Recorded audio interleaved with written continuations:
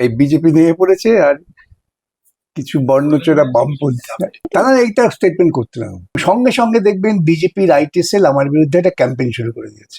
দুর্নীতির অভিযোগে গ্রেপ্তার হতে পারেন, রক্ষা কবচে তাই হাইকোর্টের দ্বারস্থ হয়েছিলেন অদিতি মুন্সি এবং দেবরাজ চক্রবর্তী। আইনি স্বস্তি আদায় করে দিলেন সিপিএমের বিকাশ রঞ্জন ভট্টাচার্য।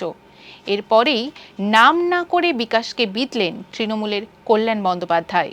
সমাজ মাধ্যমে কল্যাণ লেখেন, একজন আইনজীবী যিনি নিজেকে দুর্নীতির বিরুদ্ধে তুলে ধরতে চান, তিনি সওয়াল করলেন প্রাক্তন তৃণমূল বিধায়ক এবং তার স্বামীর হয়ে, যাদের বিরুদ্ধে গুরুতর দুর্নীতির অভিযোগ রয়েছে।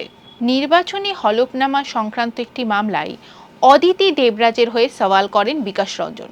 শুক্রবারই কলকাতা হাইকোর্ট জানায়, আগামী 19 জুন পর্যন্ত গ্রেপ্তার করা যাবে না অদিতি এবং দেবরাজকে। যদিও কল্যাণের কটূক্তির প্রসঙ্গে জবাব দিয়েছেন বিকাশ। কল্যাণ নিজে স্বীকার করছেন তার দল একজন দুর্নীতিগ্রস্ত লোককে প্রার্থী করেছিল, প্রথম স্বীকারোক্তি। দ্বিতীয় স্বীকারোক্তি যে হ্যাঁ, দুর্নীতি না, প্রাতিষ্ঠানিক দুর্নীতির বিরুদ্ধে আমি লড়াই করছি এবং লড়াই করব। বিজেপির যিনি প্রার্থী তিনি অভিযোগ করেছেন যে তিনি তার হলফনামায় অসত্য কথা বলেছেন। অভিযোগটাই যতই লিখেছেন সব হলফনামায় বলেছে ওর এই সম্পত্তি আছে। তাহলে প্রার্থীর হলফনামায় সত্য গোপন এটা যদি ক্রিমিনাল অফেন্স হয় তাহলে তো ভারতবর্ষের প্রধানমন্ত্রীর বিরুদ্ধে ক্রিমিনাল মামলা হয়। তার বিরুদ্ধে অভিযোগ আছে যে তিনি হলফনামায় অসত্য কথা বলেছেন।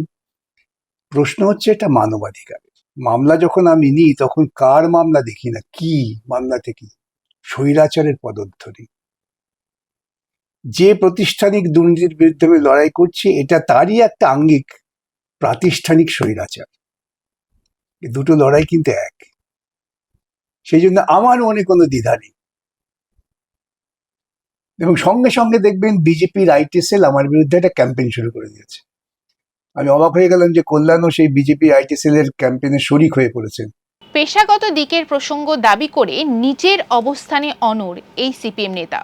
যদিও বিকাশের ভূমিকা নিয়ে নানা প্রশ্ন সিপিএম এর অন্দরে, তার জবাবও দিয়েছেন বিকাশ। কিছু বামপন্থীও আমি দেখলাম বামপন্থী বলে দাবি করছেন।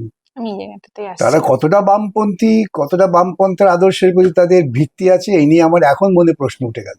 আগে লড়াইয়ের সূচিমুখটা ঠিক করতে হবে বিষয়কে কেন্দ্র করে, ব্যক্তিকে কেন্দ্র করে। অতীতে মুকুল রায় অর্জুন সিং এর হয়েও আইনজীবী হিসেবে লড়াই করেছেন বিকাশ, কিন্তু রাজনৈতিক লড়াইয়ে আপোষ করেননি বলেই তার দাবি। মুকুল রায়ের বিরুদ্ধে আমার রাজনৈতিক লড়াইয়ের কোনো কম্প্রোমাইজ হয়েছিল?